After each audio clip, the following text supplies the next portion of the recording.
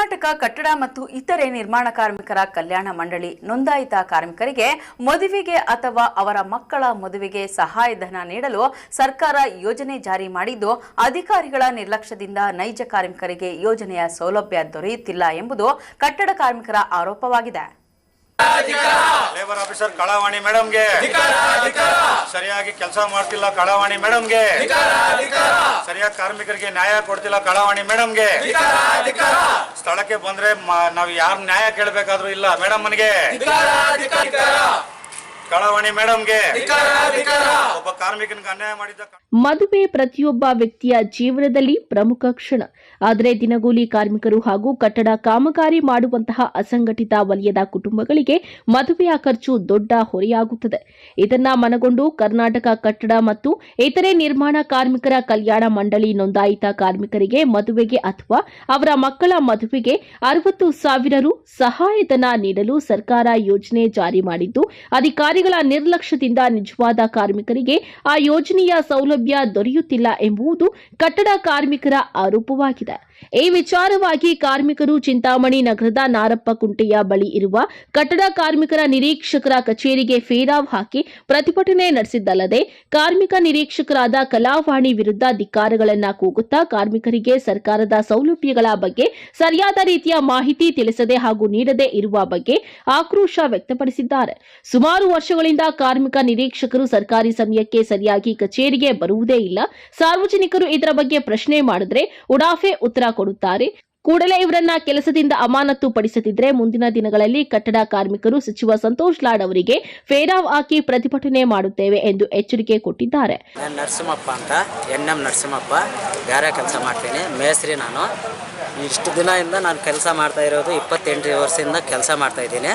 ನನ್ನ ಬಿಲ್ಡಿಂಗ್ ಹತ್ರ ಯಾರು ಬಂದೇ ಇಲ್ಲ ಅಧಿಕಾರಿ ಸ್ಪಾಟ್ ಇನ್ಸ್ಪೆಕ್ಷನ್ ಮಾಡಕ್ಕೆ. ಏನಕ್ಕೆ ಬಂದಿಲ್ಲ ಅವರು? ಏನಕ್ಕೆ ಬಂದೇ ಇಲ್ಲ ಅವರು. ಅರ್ಜಿ ಏನಕ್ಕೆ ಹಾಕಿದ್ರಿ ನೀವು? ನಾವು ಮದುವೆ ಸಹಾಯಧನಕ್ಕೆ ಹಾಕಿದ್ದೀನಿ. ನನ್ನ ಯಾರು ಮದುವೆ? ನಮ್ಮ ಹುಡುಗದು ಮಗುದು ಹಾಕಿದ್ದೀನಿ. ಇಲ್ಲಿ ಬಂದರೆ ನನ್ನ ಕಾರ್ಡೇ ರಿಜೆಕ್ಟ್ ಮಾಡೋರೆ, ನನ್ನ ಲೇಬರ್ ಕಾರ್ಡೇ ರಿಜೆಕ್ಟ್ ಮಾಡೋರು ಅವರು. ರಿಜೆಕ್ಟ್ ಆಗಿರೋದು ಯಾವಾಗ ಕಾರ್ಡು? ಸರ್ 3-4 ದಿನ ಆಯಿತು. ಅರ್ಜಿ ಹಾಕಿದ್ದು ಮದುವೆ ಇದಕ್ಕೆ ಯಾವಾಗ? ಅರ್ಜಿ ಹಾಕಿರೋದು 3 ತಿಂಗಳಾಯಿತು. 3 ತಿಂಗಳಿಂದ ನಾನು ಓಡಾಡ್ತಾ ಇದ್ದೀನಿ, ಕೆಲಸ ಮಾಡ್ತಾನೆ ಇದ್ದೀನಿ. ಇಲ್ಲಿ ಬಂದು ಕೇಳಿದ್ರೆ ಯಾರನ್ನೂ ಕೇಳಕ್ಕೆ ಹೋಗ್ಬೇಡಪ್ಪ, ನನ್ನ ಕೈಲಿಲ್ಲ, ಹಾಕಿದ್ದೀನಿ ಹೋಗು ಅಂತ ಹೇಳ್ತಾರೆ. ಮದುವೆ ಆಗಿರ್ತಕ್ಕಂಥದ್ದು ಯಾವಾಗ? ಮದುವೆ ಆಗಿರೋದು 8/8 తలకాయలకొండ దేశంలో పెళ్లి చేసినాను. దానికి సహాయధనాన్ని అర్జీ అయినాను.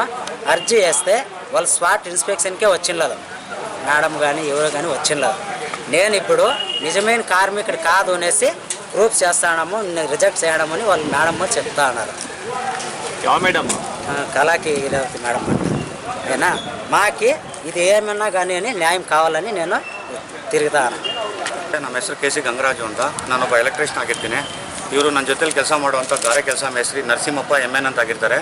ಇವರು ಸುಮಾರು 30 ವರ್ಷಗಳಿಂದ ಕೆಲಸ ಮಾಡ್ತಿದ್ದಾರೆ ಗಾರೆ ಕೆಲಸ ಮೇಸ್ತ್ರಿ ಆಗಿ. ಇವ್ರಿಗಿಬ್ಬರು ಮಕ್ಕಳಿರ್ತಾರೆ. ಇದರಲ್ಲಿ ಒಂದು ಆಗಸ್ಟ್ 8ನೇ ತಾರೀಕು ಮಗಳಿಗೆ ಮದುವೆ ಮಾಡಿರ್ತಾರೆ. ತಲಕಾಯಲ್ ಬೆಟ್ಟ ಅಂತೇಳಿ ಅಲ್ಲಿ ಮದುವೆ ಮಾಡ್ಕೊಂಡು ಬಂದಿರ್ತಾರೆ. ಮನೆ ಹತ್ರ ರಿಸೆಪ್ಷನ್ ಮಾಡಿರ್ತಾರೆ. ಇವರು ನಾವು ಕಾರ್ಮಿಕರಾಗಿರೋದ್ರಿಂದ ಮದುವೆ ಸಹಾಯಧನಕ್ಕೆ ಒಂದು ಅರ್ಜಿಯನ್ನು ಹಾಕಿರ್ತೇವೆ. ಅರ್ಜಿ ಹಾಕಿದರೆ ಇವರು ಮನೆ ಬಳಿ ಹೋಗಿ ಮಾಜರ್ ಮಾಡಿಲ್ಲ, ಅಕ್ಕಪಕ್ಕ ಮನೆಯನ್ನು ಕೇಳಿದ್ದಾರೆ. ಮತ್ತು ಕೆಲಸ ಮಾಡೋ ಸ್ಥಳಕ್ಕೆ ಬಂದು ಮಾಜರ್ ಮಾಡಿಲ್ಲ.